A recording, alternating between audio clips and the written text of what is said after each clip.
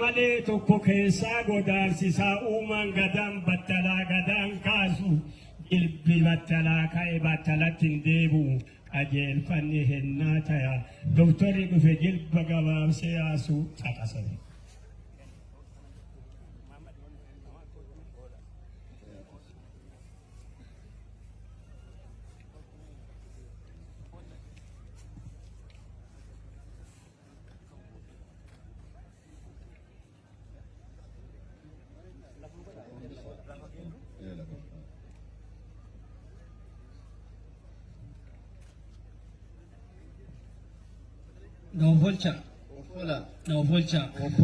Naufulcha murtiilee jajjaboo gadaan arsii dabarsee isinii dhiyeessa gabaabsee. Tokkoffaa fuudhaa heerumni yeroo ammaa uumee ganamaa gadi dhiisee jira muramte. Wayyoomni dubartii hafee jira muramte. Gosaa balbala laallachuun hafee jira muramte. Miseensa luba laallachuun hafee jira muramte. Jaalaa halangeen laaluun hafee jira muramte. Intalli heeruma dhabdee jirti muramte. Ilmi fuudha dhabee jira muramte.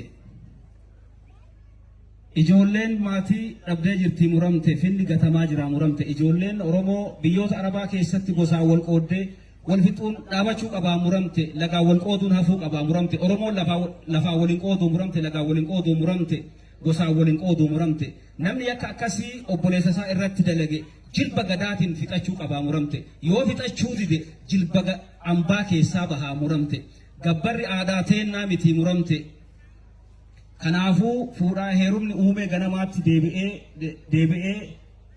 deebi'aa muramte. Kadhata aadaatti deebi'aa muramte. Kadhata aadaatti deebi'aa muramte. Nama kana tarkaanfate murtii ambaatu isa dhaqqabaa muramte.